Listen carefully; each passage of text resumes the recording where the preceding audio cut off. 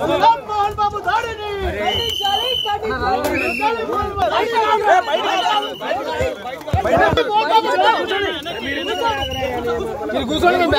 ఖండించాలి ఖండించాలి మోహన్ బాబు దాడిని ఖండించాలి ఖండించాలి ఖండించాలి ఖండించాలి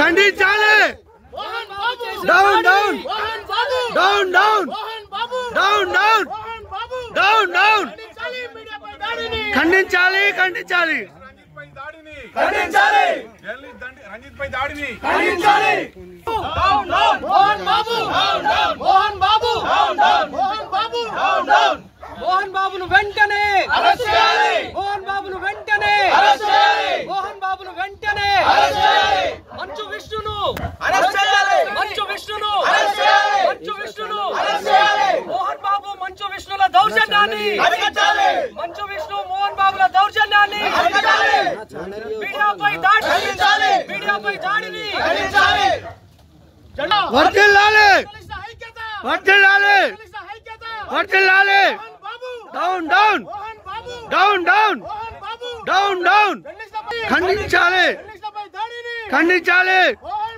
down down down down down down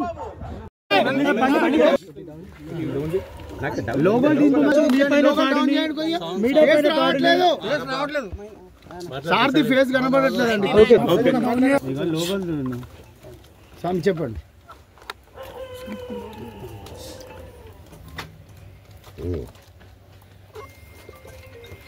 ఇలాంటి రోజు వస్తుందని ఊహించలేదండి. నిజంగా మీడియా మిత్రులకి, ముఖ్యంగా ఇద్దరు అన్నలకి నా క్షమాపణలు. మా నాన్న తరఫున, మా అన్న తరఫున నేను సారీ అడుగుతున్నాను. నేను నీ తమ్ముడు అనుకోండి, మీ వాడిని అనుకోండి, మీకు నీ తోడుంటాను. మీకు ఏదున్నా నాకు ఫోన్ చేసేదండి. నేను ఎప్పుడు ఒక్క కాల్ దూరంలోనే ఉంటాను. I will always be there to support you and your family. And I'm sorry, నా కోసం సపోర్ట్ చేసేదానికి వచ్చి మీకు ఇలా జరగడం నాకు చాలా బాధగా ఉంది. నా భార్య పేరు లాగుతున్నారు, 7 నెలల కూతురు పేరు లాగుతున్నారు. నేనేం అడగలేదు, సొంత కాళ్ళ మీద పనిచేస్తున్నాను. మా ఆవిడ కూడా వాళ్ళ ఇంటి వైపు ఏ డబ్బు తీసుకురాలేదు, వాళ్ళ ఇంట్లోనూ డబ్బు అడగలేదు, నేను అడగలేదు, ఆస్తి అడగలేదు. మా ఆవిడ 7 నెలలు గర్భవతిగా ఉన్నప్పుడు తనకి 7 నెలలు ఉన్నప్పుడు మా అంకుల్ వాళ్ళు ప్రతి ఒక్కరూ 7 నెలలు కాదు 7 నెలలు తను ప్రెగ్నెంట్గా ఉన్నప్పుడు మా అంకులు విజయవాడలో ఉంటారు. అండ్ ఇక్కడ కొంతమంది అంకుళ్ళు నాన్నగారు బాగా క్లోజు. మనోజ్, నువ్వు ఎన్నో సంవత్సరాలు ఇంటికి బయటగా ఉన్నావు, నీ సొంతంగా ఉన్నావు. మీ నాన్నగారు అమ్మగారు ఒకరే ఉన్నారు.